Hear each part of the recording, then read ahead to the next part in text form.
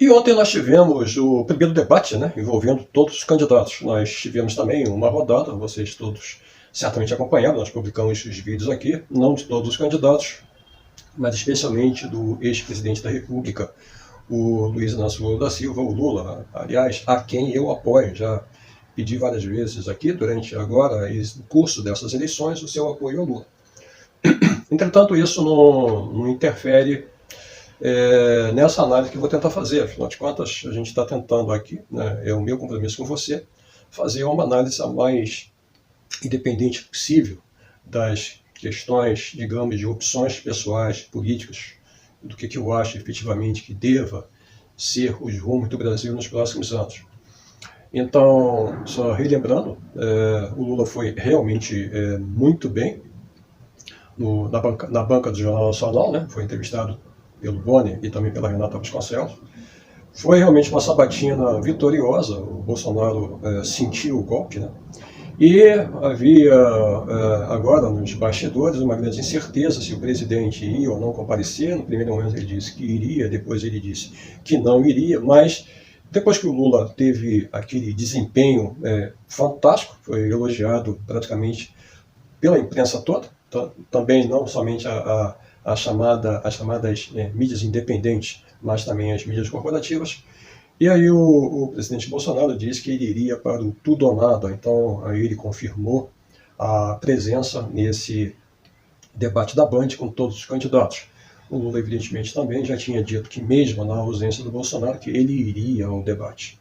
Eu acho isso muito bom, eu começo falando disso daqui porque mostra que o ex-presidente Lula, na dianteira agora, em torno de 45% das intenções de voto.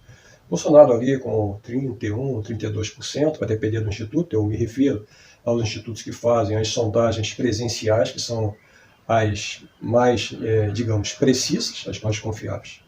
Depois nós temos o Ciro Gomes, não é? Ex-ministro, aí variando entre 8% e 7%, portanto uma diferença muito grande, né? Lula 45%, Bolsonaro 31%, 32%, dá um salto, aí vem o Ciro Gomes com 7%, 8%, como eu falei, dá um outro salto, e aí vem a Simone Tebet com 3%, 4%, e aí dá mais um salto ainda, quase nada, tem então os dois últimos candidatos, que é o Felipe Dávila, do Novo, e a senadora Soraya, da União Brasil, praticamente com uma votação nesse momento pífia. Então é essa mais ou menos a escalação do que seria hoje a intenção de voto nos nomes que foram colocados agora, faltando menos de 2 meses, uns 50 dias, né? Afinal de contas, as eleições vão ser no dia 4 de outubro, no primeiro turno.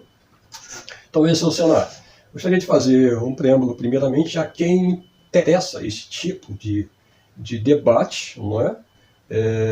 Vindo justamente nesses números que eu acabei de passar para vocês.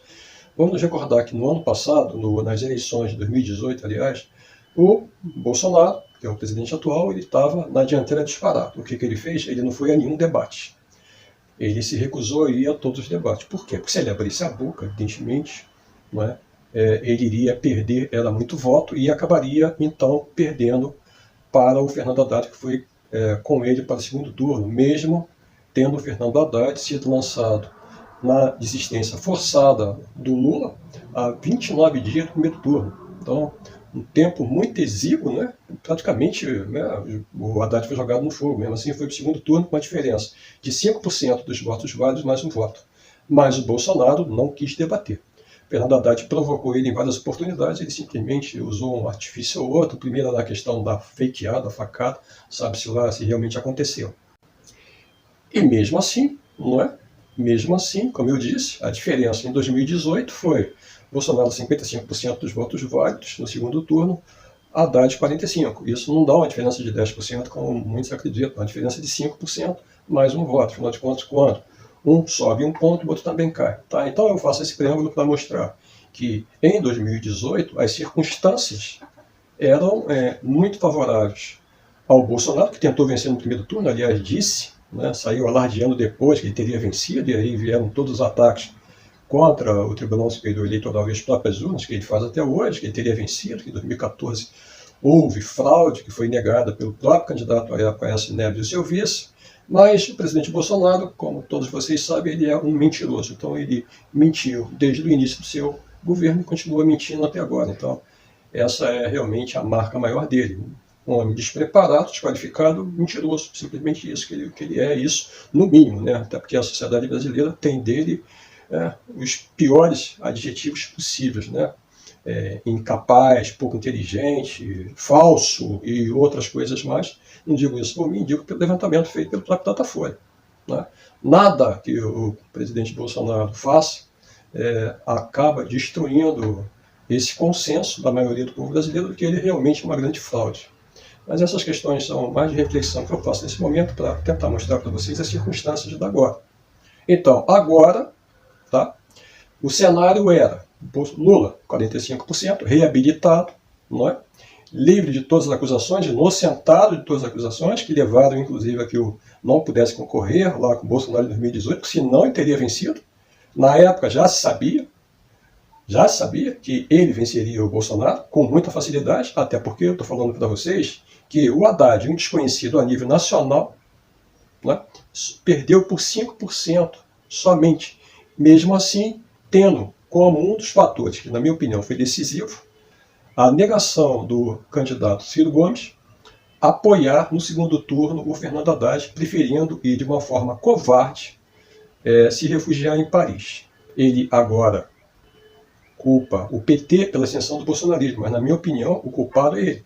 Então, são visões diferentes, ele tem a dele, eu tenho a minha, você pode ter a sua. Tá? Então, visões são assim. Tá? Mas, para mim, o grande culpado dessa história do bolsonarismo é justamente o senhor Ciro Gomes e a sua fuga vergonhosa para Paris no momento decisivo, apesar de, naquela época, Fernando Haddad, as lideranças todas de esquerda, terem feito apelos públicos a ele simplesmente virou as costas para o povo brasileiro. Então, esse é o retrato. Novamente, agora candidato, evidentemente, Ciro Gomes, como ele disse, quarta vez candidato. Então, a gente agora vamos começar, então, a nossa análise do que foi esse debate agora. Esse debate interessava, então, aos dois principais candidatos? De uma certa maneira, não interessaria ao Lula. Evidentemente, com 45%, ele poderia ter feito a mesma coisa que o Bolsonaro fez em 2018. Não é? Ter simplesmente inventado uma desculpa esfarrapada e fugido. Teria sido um ato de covardia dele. Não é isso? Você não consideraria assim? Eu consideraria. E também uma negação do próprio caráter democrático que ele tem. Então, ele nunca faria isso. Eu sou um defensor que ele deve sempre comparecer a qualquer debate. Apesar de que possa se tornar vidraça naquele momento por ser o candidato que está na frente. O Bolsonaro, agora com 31% também, já praticamente perdido, podendo inclusive perder no primeiro turno, que eu acho que agora se diluiu essa possibilidade. Tá? Ele não tinha outra alternativa, após, como eu disse também, o sucesso do Lula na banca do Jornal Nacional, do que fazer o quê? Fazer o quê, aliás? Declarar que ia ao debate. Mas Bolsonaro é Bolsonaro, né? Aquilo não tem nada na cabeça. Não é? Então, não se esperaria muita coisa, a não ser bobagens e ataques. E foi justo isso. O Bolsonaro foi para atacar o Lula. Não é? Foi lá, não para apresentar qualquer proposta ao povo brasileiro, não é? Até porque ele nunca teve proposta nenhuma. Na verdade, um governo indecente em termos de proposições. O que eles propuseram em 2018 simplesmente eram pautas fraudadas, sem nenhuma viabilidade. Tanto é que nós temos esse desastre que a gente tem hoje. Tá? Ele diz agora, a inflação caiu, o custo de vida baixou. Isso agora há 2 meses, praticamente, 3 meses, que ele então resolveu tomar vergonha na cara e pensar em você, no povo brasileiro. Agora ele reduziu o preço da gasolina, porque ele botou um presidente novo, e aí caiu o preço do diesel, e aí caiu o preço de tudo, dos alimentos, e aí nós tivemos deflação. E por que ele só fez isso agora, quando ele poderia ter feito isso desde o início de 2019, quando ele assumiu o governo? Porque ele sempre esteve a cargo de ferrar com a tua vida, com a minha. É isso. Ele teve a serviço, como está até hoje, e se, por acaso, for reeleito por alguma tragédia desse país, ele novamente vai voltar fazendo a mesma coisa, governar para a exclusão, governar para os ricos. Ele é uma fraude enquanto propositor de políticas públicas que valorem a cidadania, valorem o bem-estar, valorem o desenvolvimento do cidadão, valorem tudo. Ele simplesmente está aqui para confiscar a sua renda, a minha, e para não fazer absolutamente nada, e compactuar de toda a corrupção que aconteceu no governo dele, citada agora, né, por todos os candidatos, ano passado, que pegaram leve com ele. Muito leve, todos eles pegaram muito leve. Tanto o Lula, praticamente não tocou nesse assunto da corrupção. Simone Tebet tocou en passant. Ciro Gomes foi um pouquinho mais incisivo, mas também nada de muito contundente. E o Dávila e a Soraya também. Então, o Bolsonaro, de uma certa maneira, poupado o Bolsonaro nesse debate de agora. Então, como eu disse, o cara foi lá simplesmente como um franco atirador. Ou seja, eu vou pelo menos tentar ir ao segundo turno. E eu vou começar para tentar ir ao segundo turno, eu vou atacar o cara que está em primeiro lugar. Quem é o cara que está em primeiro lugar? É o Lula. Bom, então eu vou chamar ele de ex-presidiário, eu vou inventar uma opção de coisa, eu vou dizer que houve um rombo na Petrobras de 900 bilhões de reais, quando isso é uma coisa totalmente imaginária. Aliás, o Lula citou isso no debate. Só fake news. Ele é um homem fake news. Então, a pauta dele foi essa. Os outros candidatos, Ciro Gomes, 8, 7%. Simone Tebet, 4, 3%. E os demais, 1, 0%, não tinham nada a perder. Então, aqueles que estavam na frente, evidentemente, os dois, tanto Bolsonaro quanto Lula, seriam efetivamente o alvo desse debate, o alvo preferido. E não deu outro. Não é? Foi exatamente isso que aconteceu. Foi um debate muito longo, mas muito bem estruturado. Foi elogiado por jornalistas como Reinaldo Azevedo, que hoje eu considero muito lúcido, apesar de todos os ataques no passado contra o PT, né, que eu achava injusto na época. Mas a verdade é que foi um debate muito bom. Eu começaria então pelos que, digamos assim, são menos expressivos sobre o aspecto numérico. O Felipe Dávila, do Novo, é claramente um privatista. Para ele tem que privatizar o Estado, tem que privatizar tudo, vender tudo, porque vai chover dinheiro do empresariado. Então tem que privatizar saneamento, tem que acabar com as estatais e blá, blá, blá, blá, blá, blá, blá. Quando na realidade isso no mundo todo já não é mais assim. A Europa, por exemplo, que tinha tido essa visão e ido nessa direção da privatização maciça, especialmente do serviço de Estado, voltou atrás. Muita coisa lá que foi privatizada nos países europeus acabaram sendo reestatizados, porque simplesmente o empresariado não está aqui para investir bilhões de reais em sistemas como, por exemplo, saneamento básico e esgoto e manter preço barato. Isso nem sempre é uma equação que realmente fecha. Então aí não investe. E aí o cenário não é aquele pintado pelo Felipe Dávila. Então a proposta dele, para mim, é totalmente vazia.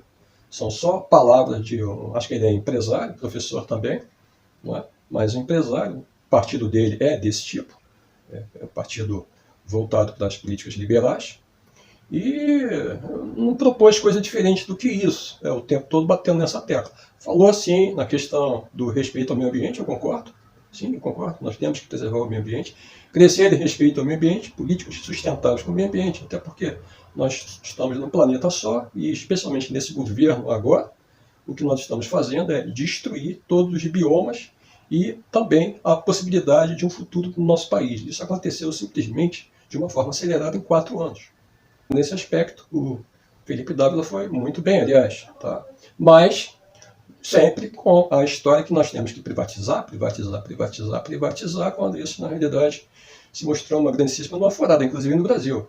Então, essa história de privatização chega a ser risível. Vai na contramão, justamente, do mundo todo.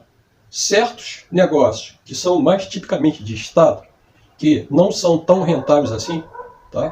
Para se manter preços competitivos com investimento, tem que ter o controle do Estado, ou pelo menos uma economia mista. Isso é fato. Após o Felipe Dávila, então, a senadora Soraya. A senadora Soraya, a pauta dela é basicamente imposto único. É interessante? É interessante. Mas isso, como disse o Lula, no momento em que os dois fizeram perguntas, ou ela para ele, ou em resposta, não me lembro bem, foi um debate longo, com muitas pautas, o Lula disse que já se tentou isso durante muito tempo e isso não foi viável. Tá? Eu acho uma proposta interessante, um imposto único, mas eu acho que nesse país é muito difícil de equalizar isso, tá? Porque simplesmente não há uma cascata tão grande de impostos, diferentes legislações estaduais, municipais e federal, que é uma equação difícil realmente, tá, de se fazer. Mas ela insiste que isso é viável, tendo o vice dela, acho que é o Marcos Sintra, que é um economista, diz ela que eles equacionaram isso. Tá? A pauta dela foi também a defesa do papel da mulher. Aliás, a temática mulher esteve presente nesse debate de cabo a rabo. E aí essa temática, então, foi muito desfavorável ao Bolsonaro. Bolsonaro é claramente misógino, ele é claramente abusivo, pelo menos nas palavras, em relação às mulheres. O histórico dele mostra isso. O escandaloso ataque, processo de condenação, até em segunda instância, que a deputada Maria do Rosário moveu contra ele. Então, o histórico dele é esse. E aí, nesse debate, também ele mostrou, mais uma vez, esse lado dele. É o lado Bolsonaro verdadeiro. No momento em que a jornalista Vera Magalhães fez uma explanação a respeito do que é a questão de como é que está se dando hoje a vacinação no país. Tá? De como as campanhas perderam apoio em função da propaganda anti-vacinação do governo e do caráter negacionismo do presidente da República. Ele se irritou, chamou então a Vera Magalhães, que, aliás, dirigiu a outra pessoa e a ele, como a pergunta era para o Ciro Gomes, mas ele daria a resposta, né, em contraponto, que dirigiu a ela, que você só pensa em mim, me ama, blá, blá, blá, blá, só besteirão, de uma forma muito agressiva. Então, foi realmente perdedor nesse aspecto. Tá? Como eu disse logo no começo, eu acho que pegaram leve com ele. Então, se eu fosse agora, já de antemão, fazer aqui um juízo, eu acho que o Bolsonaro, ele conseguiu, digamos assim, se destruir nesse debate sem que ninguém atacasse ele de uma forma substancial. Tá? Ninguém perguntou a ele sobre rachadinhas da família, sobre os cheques da Michele, sobre o Queiroz, sobre as relações com as milícias, sobre os filhos dele, sobre o enriquecimento ilícito. Ninguém perguntou nada disso. Isso passou simplesmente em branco. Então ele foi poupado, mas mesmo assim, como ele é, digamos assim, pouco inteligente, ele mesmo conseguiu sair de lá como grande vilão dessa história. A senadora Soraya, ela fez muita dobradinha com a senadora também Simone Tebet, muita dobradinha, as duas têm a mesma pauta. Aliás, interessante, a própria Soraya foi aluna da professora, então, Simone Tebet. Olha que interessante, eu não sabia. Né? As duas fizeram, então, uma dobradinha em cima disso o tempo todo. E isso, evidentemente, deu um caráter, elevou a questão da participação da mulher, que é majoritária no Brasil, tanto em termos eleitorais quanto em termos da densidade demográfica, todo mundo sabe disso. Há mais mulheres do que homens, tá? E aí, então, essa questão feminina foi muito, muito explorada, aliás. Não é? Então, foi uma boa participação da Soraya? Foi. Eu achei que foi. Uma candidata que eu nem sabia quem era. União Brasil, sim. União Brasil ia lançar o presidente, que era o Luciano Bivar, depois o Luciano Bivar desistiu e ela acabou saindo, então, candidato à presidência. Se especulou, inclusive, que a União Brasil ia apoiar a candidatura Lula, mas acabou não acontecendo. Só aconteceu a adesão da candidatura Janone à candidatura Lula. Aliás, Janone agora de cabeça, realmente, na campanha Lula e fazendo um papel muito importante, na minha opinião. Tá?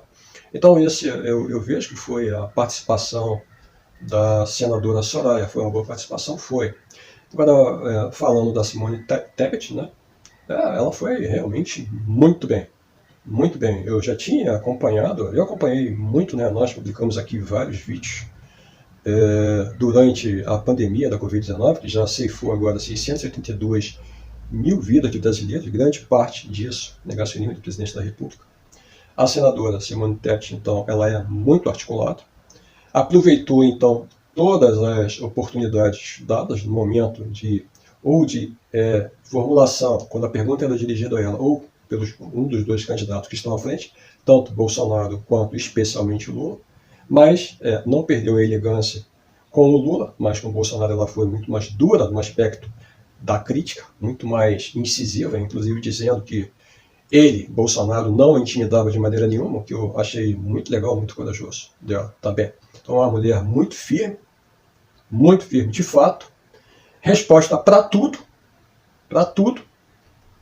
uma proposta que eu achei muito boa também, né, de equalizar a questão no seu ministério, possível futuro, desse papel entre homem e mulher. Aliás, eu acho que foi um erro do Lula. Ele foi perguntado por uma jornalista se ele se comprometeria com essa pauta de respeitar a paridade numérica entre homens e mulheres.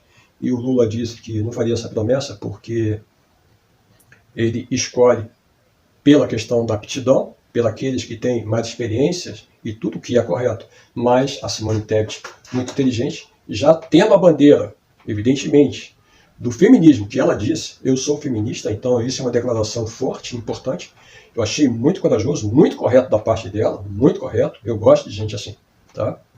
E aí ela pegou o gancho, era a vez dela, né? Era Lula e ela nessa pergunta, e ela disse, ao contrário dele, eu vou dizer, nós temos sim, nós mulheres, sim, 50% de possibilidade de ter um ministério só com mulheres e outras 50% com homens, segundo o Lula. Então acho que o Lula poderia ter sido mais diplomático e um pouco mais, digamos, político ao fazer essa colocação, essa afirmação tão firme, categórica, em relação a uma temática que dominou, não é, grande parte daquele debate, tá, que aconteceu ontem. Se eu estivesse indeciso no meu voto hoje, se eu não quisesse nem votar em Bolsonaro e nem votar em Lula, eu ficaria bastante inclinado, sendo sincero com vocês, a votar na candidata Simone Tebet, porque ela realmente não somente mostrou sinceridade, tá, mas me mostrou, aparentemente, né, é um bom currículo, professora, advogada, um bom currículo, senadora, não é muito experiente, ela me mostrou muita segurança, tá, nas suas propostas. Eu vou falar um pouco mais à frente, então, das visões de futuro. Por enquanto eu não falei nada em relação à visão de futuro. O único que eu falei que tem uma visão de futuro é o Dávila, tá? Felipe Dávila, que quer privatizar tudo, que eu acho que seria uma coisa totalmente insana e que já não está nos planos do mundo, né? Pelo menos do mundo um pouco mais inteligente, né? Mas esse foi um rápido resumo da questão do debate com a Simone, muito séria, muito bem vestida, muito elegante, tá? Então foi realmente muito, muito bom. O Lula estava também muito alinhado, muito. Me pareceu, em certos momentos, nervoso, tá? Me pareceu, tá? E eu, como disse para vocês logo no começo dessa minha fala, dessa análise aqui, eu me senti decepcionado, tá? E vou dizer o porquê. Primeiramente, eu esperava um Lula mais positivo em relação ao futuro, em relação ao que vem pela frente, em relação a como nós vamos, de fato, depois do caos que é esse governo e da divisão da sociedade, mudar e voltar a ser um país unido e que possa, de novo, trilhar o caminho, de fato, da esperança, um dos motes da campanha Lula, do desenvolvimento, da igualdade social e do direito de todos os brasileiros a sonharem com um futuro melhor. Tá? Eu, inclusive, lembro bem de uma das passagens, aí vou me remeter a 2018, do então candidato Fernando Haddad, como eu disse, lançado à presidência há 29 dias do primeiro turno, porque o Lula já não poderia mais concorrer, ele tinha perdido todos os recursos para, mesmo na prisão, ser candidato. Uma das proposições do Fernando Haddad era equacionar a questão do endividamento da sociedade brasileira. Nós hoje temos em torno de 89 a 90 milhões de chefe de Estado, ou homens, mulheres, né? Não necessariamente chefe de Estado, não, chefe de família, aliás, homens e mulheres, né? Que compõem o quantitativo que produz no Brasil. Desse total, nós temos, desde o começo desse governo, em torno, variando, de 65 até quase 70 milhões desses mesmos 89 milhões negativados. Negativados no Serasa, negativados nas outras instituições de aferição de crédito. O que significa negativado? Só pode comprar à vista.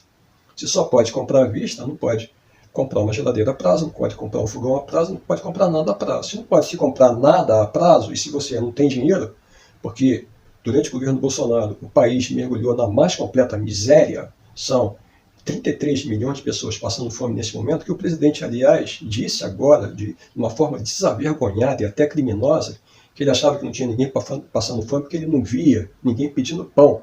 Talvez não lá no Palácio do Planalto, nos seus arredores. porque eu moro em Niterói aqui e a quantidade de pedintes é imensa. Então ele vive em um outro mundo.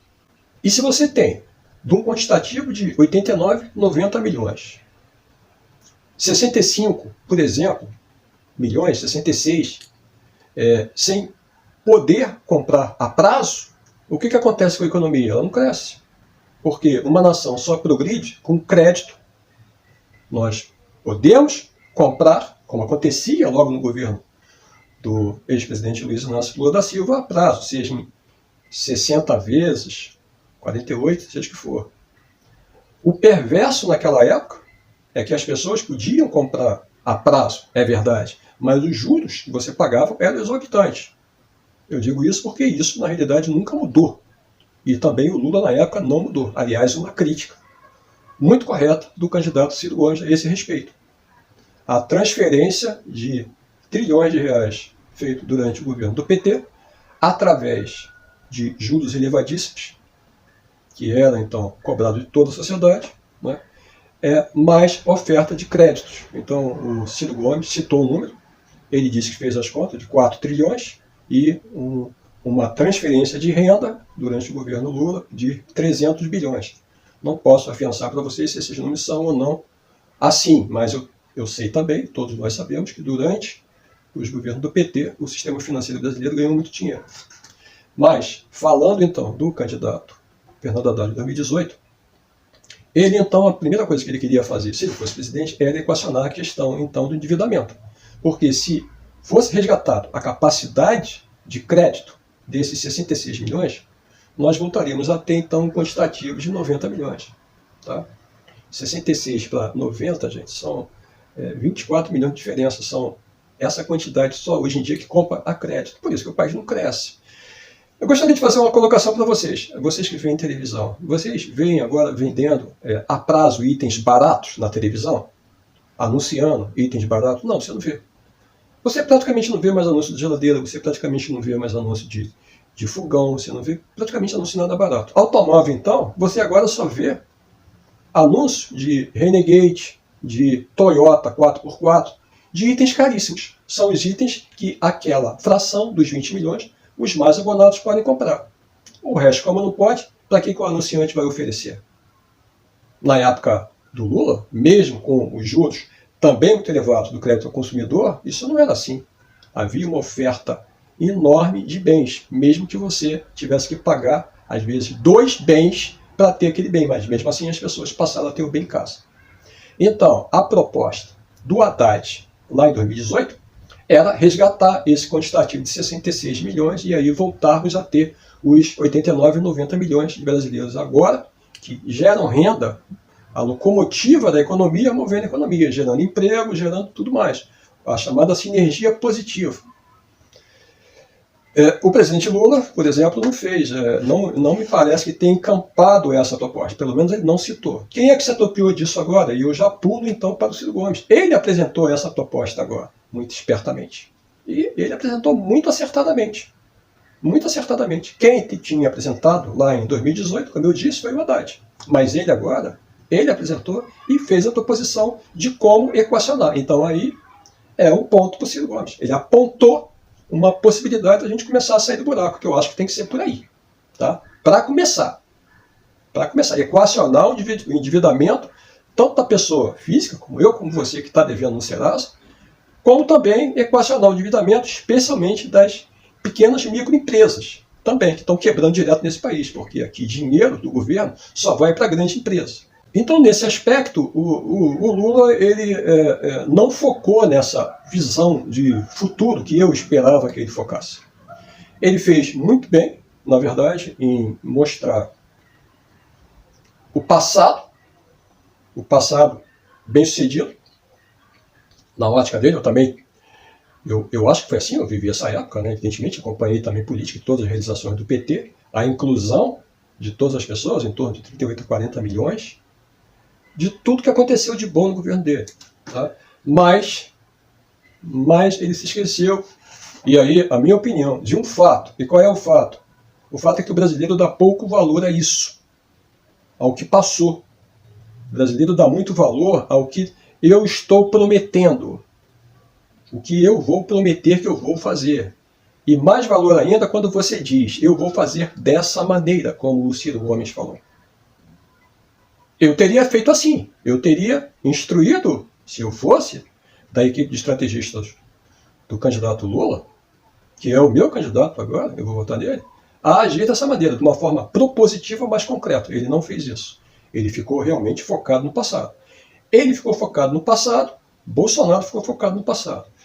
Vou lembrar de novo o Bolsonaro. O Bolsonaro entrou como um franco atirador com 31%, 32%, Lula com 45%. O Bolsonaro foi ali para tentar desqualificar o Lula.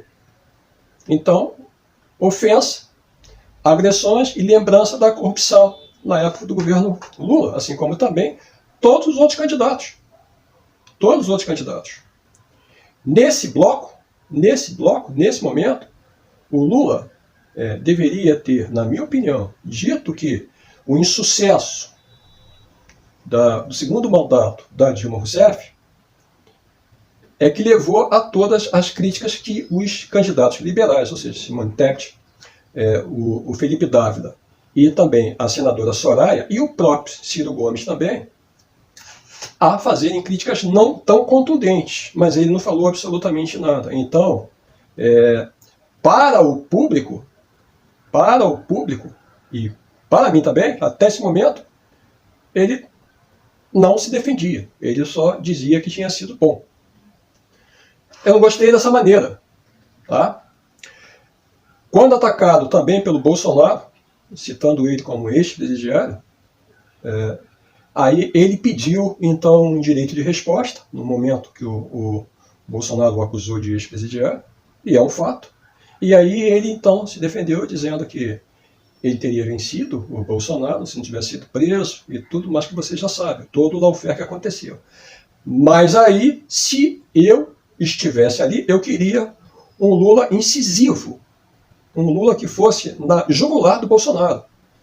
É rachadinha sua, é rachadinha do seu filho, é micheque, é isso, é aquilo, é petrolão. Eu teria ali levantado tudo isso, mesmo que os outros candidatos dissessem, olha lá, os dois brigando, como o Ciro Gomes dizia, de vez em quando fazia uma referência a isso. Nós estamos olhando para frente, segundo o Ciro Gomes, olha lá, estão os dois lá se degladiando.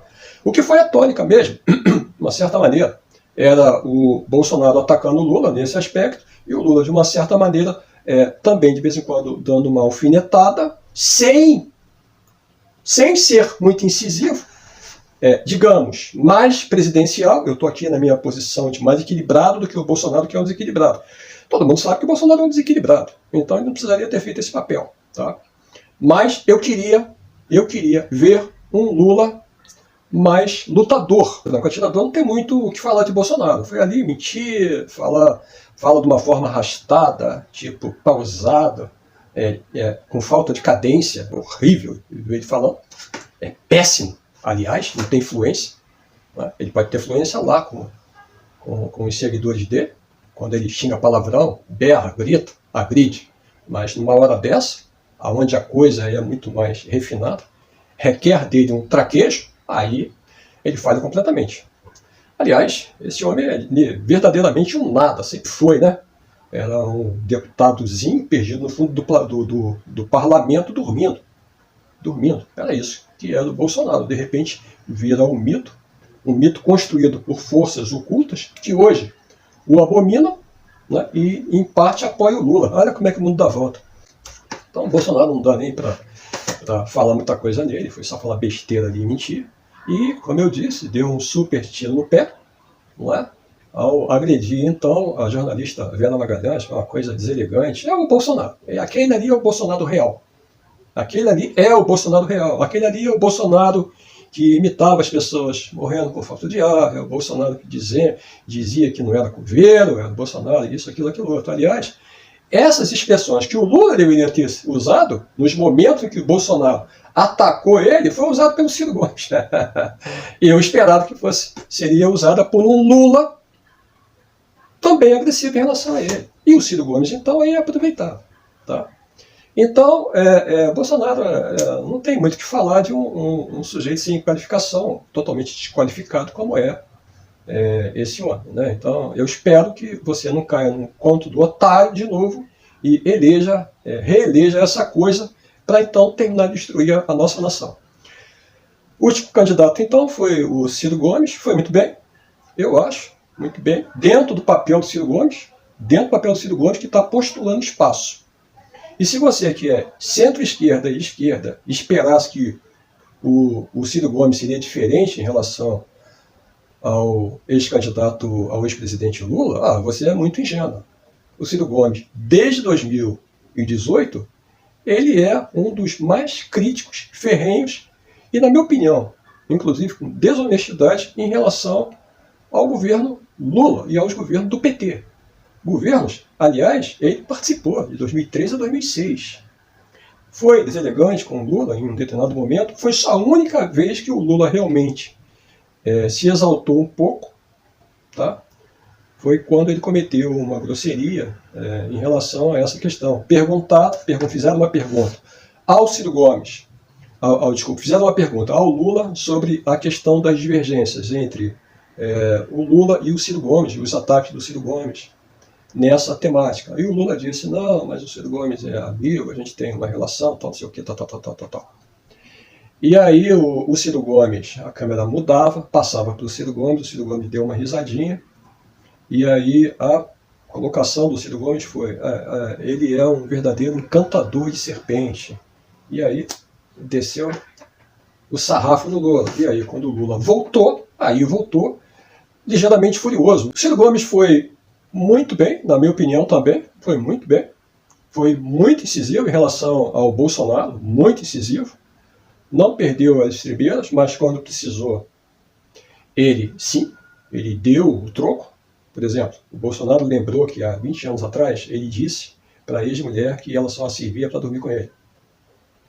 E aí ele, então, Ciro, disse que, bom, já que você está vindo de uma questão de 20 anos atrás, que eu já me desculpei, dezenas, centenas de vezes, vou me desculpar sempre, até porque isso era uma cultura que vinha, e realmente é verdade, do machismo.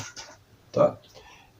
Eu quero dizer para você que você corrompeu os seus filhos, as suas ex-mulheres e tudo, porque você é isso, aquilo, outro. Bolsonaro depois pediu um direito de resposta, mas não obteve, então teve que levar essa para cá. E é verdade. Se você olhar, você que é isento e não é bolsonarista cego, olhar a família Bolsonaro, olhar as ex-mulheres, você vai ver que o que pipoca de denúncia, de compra de apartamento, de bens em dinheiro vivo, de rachadinha, de Carlos Bolsonaro, Flávio Bolsonaro, do próprio Bolsonaro, aliás, do próprio Bolsonaro, segundo o próprio Ciro Gomes, já publicamente várias vezes, disse que, então, o deputado, ele e o Bolsonaro cometia, sim, as rachadinhas, que, inclusive, roubava gasolina. Mas interessante nessa história é que, naquela época, quando o Ciro Gomes era deputado, ou seja, se ele fizesse uma denúncia, ele talvez tivesse algo a perder, por exemplo, uma maioria acusando ele no Conselho de Ética, à época, ele não fez essas acusações. Mas agora, que ele não tem cargo nenhum a disputar, aí ele faz. Aí ele faz. Então, é também um político de conveniência. Por que não falou à época das falcatruas do Bolsonaro? Talvez o Bolsonaro nem existisse hoje, mas como político, não, calou. Agora ele mete o pau no Bolsonaro. Agora ele mete. Agora que ele não tem mandato. Agora ele mete. Né? Foi bem o Ciro Gomes, foi muito bem, eu achei. O resumão daqui nesse longo vídeo, mas tinha que ser longo porque eu fiz uma análise de cada um, na minha opinião. Tá? Eu assisti a todo o debate com muita atenção. Um debate longo, muita atenção. Tá? Primeiro, durante o debate tiveram análises relacionadas às palavras mais citadas em cada bloco do Google. Tinha um especialista do Google. E quando o assunto foi, por exemplo, corrupção, estava no último lugar a busca e ela passou a primeiro. Então aí isso me remete a que tanto Lula quanto Bolsonaro, acusados de corrupção o tempo todo, por todos os candidatos, realmente foram os perdedores nessa história. E isso pode ter, sim, um rebatimento nas pesquisas próximas que virão, porque as pessoas se interessaram agora nessa temática. A outra temática também, que durante o percurso ganhou muito destaque, foi a questão do Centrão, também muito mencionada, mas nem de longe mencionada em detalhes. Somente a senadora Simone Tebet, que entrou em números, como, por exemplo, de 16 bilhões todos os anos jogados na mão do Centrão para simplesmente corrupção, porque não se sabe de absolutamente aonde foi empregado, se foi prestado contas. Tudo isso no âmbito do governo Bolsonaro. E aí o tema, então, corrupção também foi lá em cima, e Centrão também. Tá? Então, nesse aspecto, Lula perdeu, Bolsonaro perdeu. Tá? Então, foram essas palavras. E as outras seguem em menor grau, eu destacaria essas duas. E fechando, se eu tivesse que fazer um ranking daqueles que foram mais bem-sucedidos, eu vou até usar aqui uma colocação do Reinaldo Azevedo. Ele disse que os candidatos estão, como eu mesmo citei, em patamares totalmente diferentes, né? Afinal de contas, né, como eu disse logo no início, Lula 45, Bolsonaro 32, 31, Ciro 8, 7, Simone Tebet 4, 3, não é? E os outros, então, 1 ou 0. Então, não estão no mesmo ponto. Aonde é que isso realmente vai rebater? Mas se, como dito também pelo Reinaldo Azevedo, e aqui eu estou dando os créditos a ele nessa citação, tá?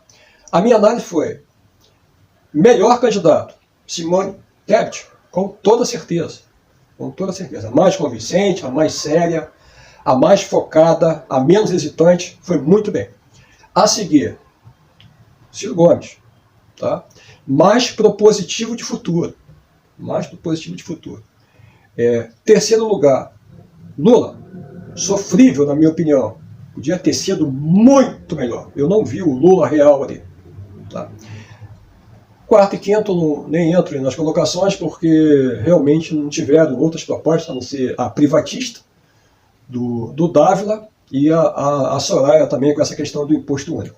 O que é que realmente faltou em todos os candidatos? Em todos. Uma proposta clara de futuro.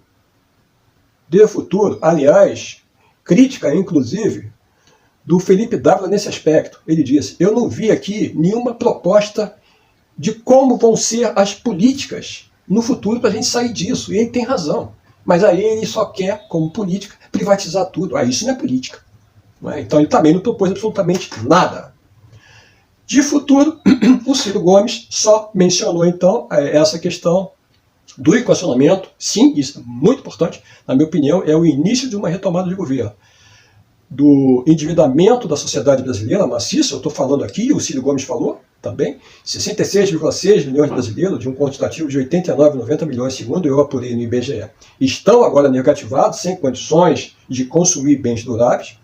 E o Ciro Gomes também foi o único de todos eles, tá, que tocou no ponto-chave. E qual é o ponto-chave? A transferência desavergonhada de trilhões de reais da renda brasileira, do seu trabalho e do meu, para o sistema financeiro brasileiro. Então, o Ciro Gomes foi o único que tocou nisso, mas também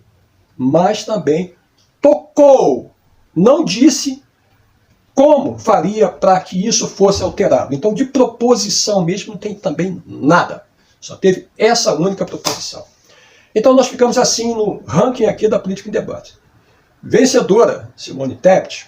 A seguir, menção honrosa, Ciro Gomes. Sofrível, Lula.